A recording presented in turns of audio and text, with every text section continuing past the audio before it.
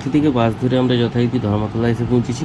ধর্মতলা শহীদ মিনারের থেকে আমরা এখন মাঠটা ক্রস করে সে পাশে যাব। এখন আমাদেরকে প্রথমে বক্স অফিসে যেতে হবে। বক্স অফিস থেকে টিকিটটা কালেক্ট করতে হবে। এই রাস্তা দিয়ে আমরা সামনের দিকে এগিয়ে যাব। সামনে গেলে সেখানে রাস্তা ক্রস করতে হবে। এই দেখুন কত লোক, প্রচুর লোক রাস্তা ক্রস করছে। এটা সিগন্যাল হওয়ার সঙ্গে সঙ্গে আমাদের ক্রস করে যেতে হবে। তারপর উল্টো সাইডে রাস্তার এপাশটায় এসে পৌঁছালেই আমরা যাদের টিকিট আছে তারা ডান দিকে চলে যাবে, আর যাদের টিকিট নেই তারা বাঁ দিকে বক্স অফিস থেকে টিকিটটা কালেক্ট করে নেবে। যেহেতু আমি একটু তাড়াতাড়ি চলে এসেছি, বাসটা একটু তাড়াতাড়ি এসছে আজকে, সেই কারণের জন্য আমার এখনও টিকিট নেওয়া হয়নি। এবার আমরা বক্স অফিসের দিকেই যাচ্ছি। এবার এই বক্স অফিসের দিকে যাওয়ার রাস্তায় দেখা যাবে এখানে চারদিকে প্রচুর খাবার দোকান, প্রচুর ওই জার্সি ফার্সি বিক্রি হচ্ছে। এখান থেকে সবাই কিনতে পারে। এই যে ব্যানার চারদিকে ঘেরা আছে, ব্যানার দিয়ে এই সামনের বক্স অফিস, এখান থেকে আমরা এই টিকিট কালেক্ট করলাম। এবার কালেক্ট করে আমরা এখন সামনের দিকে এগিয়ে যাব। যেহেতু এখনও প্রায় ঘন্টা দেড়েক টাইম বাকি, সেহেতু বাইরে একটু ঘোরাফেরা করে খাওয়া দাওয়া একটু করে নিব। আর ভেতরে তো খাওয়া দাওয়ার কিছুই কেনা যাবে না, কারণ এত সেখানে টাকার দাম নেয়।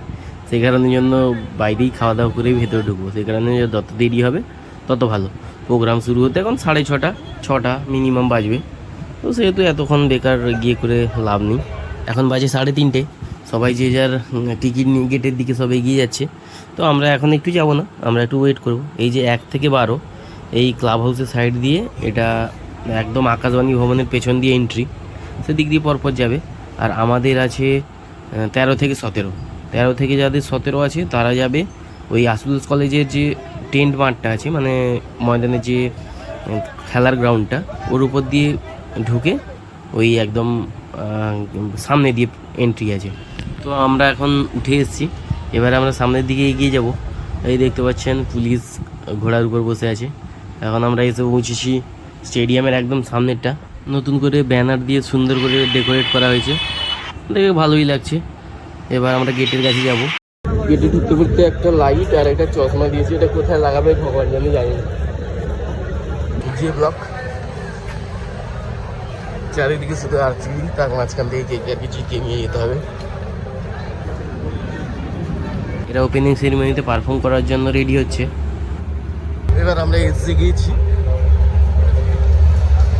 তো বন্ধুগণ, আমরা এখন এসে গেছি ইডেন গার্ডেন্স, ক্রিকেটের নন্দনকাননে। এখান থেকে আমরা আজকে ম্যাচ দেখব।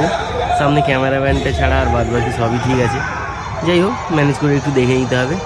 আজকে আমরা পারফর্ম দেখব, অনুষ্ঠান দেখব, খেলা দেখব, সব কিছু দেখব। এক টিকিটে সব একদম মজা লুটে নেব। তো এখন মাঠ সাজানোর কাজ চলছে। সবাই বলছিল নাকি বৃষ্টি হবে, আপাতত আমরা তো দেখতে পাচ্ছি না বৃষ্টির কোনো নামগন্ধ নেই। মেঘলা আকাশ থাকলেও মোটামুটি রোদও আছে, গরমও আছে খুব। তো আস্তে আস্তে করে শুরু হচ্ছে, সেদিকে প্রোগ্রামের স্টেজ বাঁধা হচ্ছে। আর এদিকে মোটামুটি মাঠ সাজানো হয়ে গেছে, যে যার সব ফ্র্যাঞ্চাইজির পতাকাগুলো সব মাটিতে লাগানো আছে। আর এই চশমার ভেতর দিয়ে দেখলে লাইটগুলো লাভ লাভ দেখা যাচ্ছে, আর এই হাতের ঘড়িটা সিঙ্ক করা লাইট।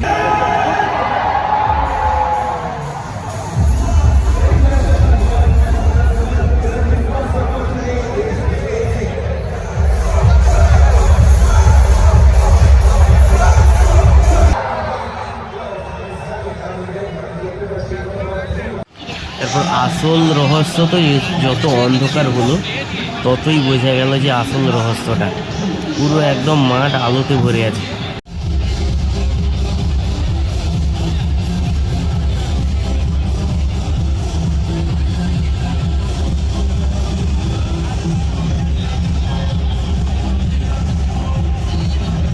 প্রোগ্রাম শুরু হয়ে গেছে মাঠে। এখন এসআরকে এসে একটু ডায়লগ বাজি করছে। আমরা এত দূর থেকে তো কিছু দেখতে পাচ্ছি না, তো মোটামুটি একটু স্ক্রিনে দেখেই আমরা মজা লুটে নিচ্ছি। আর কি করা যাবে, এখন এসছি যখন, যাও দেখতে পাচ্ছি, এইটুকুই যা।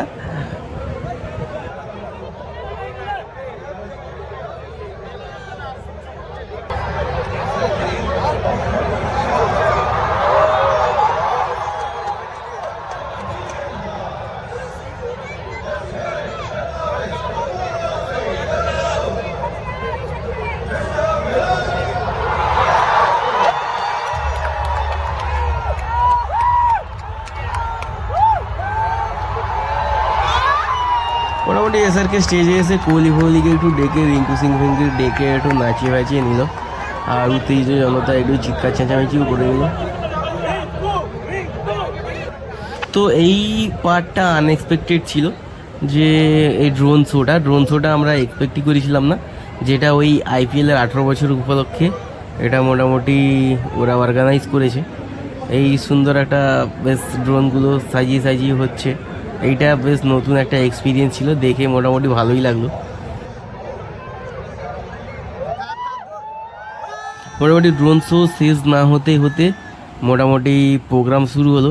প্রোগ্রামে প্রথমে স্টেজে আসলেন শ্রেয়া ঘোষাল, তারপর দিশা পাটানি, তারপর আসলো করোনা জুলিয়া। এবার মোটামুটি এসেই প্রোগ্রাম শুরু হলো। শুনে নেওয়া যাক যা গান। সাউন্ড সিস্টেম খুবই খারাপ, সাউন্ড শুধু বক্স অফিসের লোকরাই শুনে, আমাদের শোনার কোনো অধিকার নেই। সেই কারণে জন্য সাউন্ড একটু ম্যানেজ করে নিতে হচ্ছে।